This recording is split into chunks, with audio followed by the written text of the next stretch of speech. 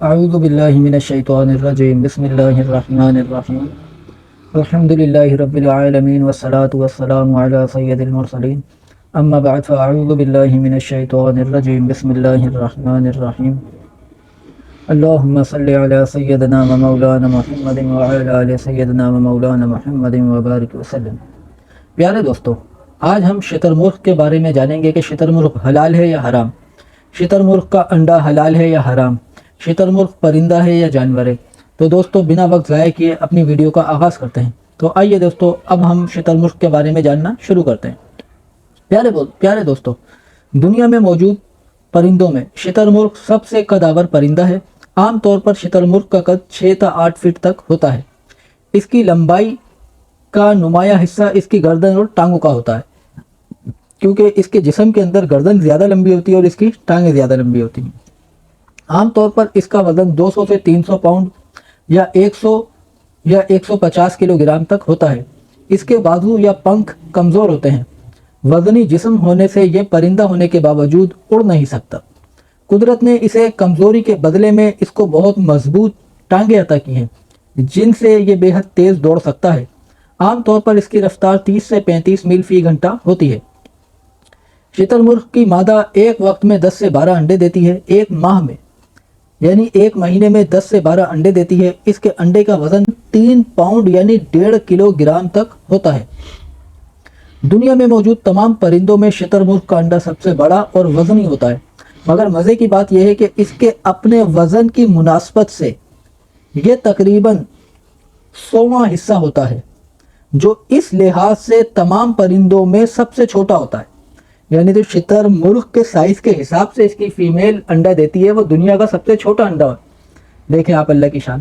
مادہ شتر مرغ انڈے دیتی ہے اور ان کو سہنے کا کام نر شتر مرغ انجام دیتا ہے۔ انڈے دینے کے بعد مادہ شتر مرغ ان انڈوں کے 3 حصے کرتی ہے۔ ایک حصہ زمین میں دفن کرتی ہے، دوسرا حصہ دھوپ میں رکھتی ہے اور تیسرے حصے کو نر شتر مرغ کے سینے کے لیے چھوڑ دیتی ہے۔ جب بچے نکل آتے ہیں تو نر شتر مرغ دھوپ والے انڈوں کو توڑ کر بچوں کو پلاتا ہے۔ جب وہ ختم ہو جاتے ہیں تو ریت میں دفن کیے ہوئے انڈوں کو نکال کر ان میں سوراخ کر دیتا ہے۔ ان میں سے نکلنے والے مواد کو کھانے کے لیے چیونٹیاں اور دوسرے کیڑے مکوڑے جمع ہو جاتے ہیں۔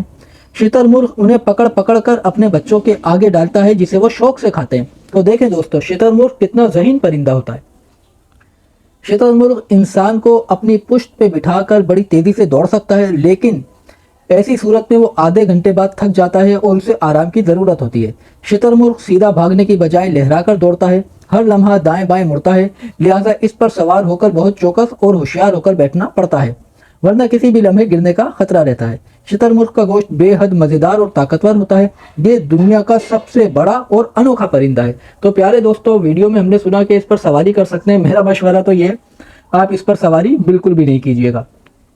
تو پیارے دوستو، اللہ تعالیٰ کی شان ہے، اللہ تعالیٰ نے کسی کو طاقت عطا کی ہے تو کسی کو پر عطا کی ہے۔ آئیے ایک اور چھوٹی سی شتر مرغ کے بارے میں معلومات ہے، وہ بھی آپ کے ساتھ شیئر کرتے ہیں۔ مچھر کو کمزور بنایا گیا مگر اڑان دے دی گئی۔ شتر مرغ کو طاقتور بنایا گیا مگر انہیں اڑان نہیں دی۔ سانپ کے اندر زہر رکھا گیا مگر سانپ کو پیر نہیں دیے۔ یہ کائنات پر قبضہ اور قانون کس کا چل رہا ہے؟ بے شک وہ کائنات کا شہنشاہ اکیلا اللہ ہے۔ پیارے دوستو، شتر مرغ کے بارے میں مشہور ہے کہ جب وہ کسی شکاری کو دیکھتا ہے تو اپنی گردن ریت میں دبا لیتا ہے اور یہ سمجھتا ہے کہ اب اسے کوئی نہیں دیکھ رہا۔ ایسی کوئی بات نہیں، یہ جھوٹی بات ہے اور من گھڑت ہے۔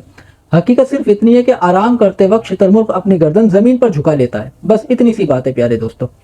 پیارے دوستو، اس پرندے کو شتر مرغ اس لیے کہتے ہیں کہ قد و قامت اور چال ڈھال میں یہ اونٹ جیسا ہوتا ہے، اور مگر اس کے باوجود یہ پردار جانور ہے۔ فارسی زبان میں شتر کے معنی اونٹ اور مرغ کے معنی پرندے کے ہیں، اس لیے اسے شتر مرغ کہتے ہیں۔ یعنی شتر مرغ جو لفظ ہے، جو ورڈ ہے، جو نیم ہے، ہمیں یہ اس ویڈیو کے ذریعے پتہ چلا کہ اصل میں یہ فارسی زبان کا لفظ ہے۔ پیارے دوستو، یہ دنیا کا سب سے بڑا پرندہ ہے۔ اپنے بھاری بھرکم جسم کی وجہ سے یہ اڑ نہیں سکتا، اس لیے جب خطرہ محسوس ہوتا ہے تو تیزی سے بھاگ کر چلا جاتا ہے۔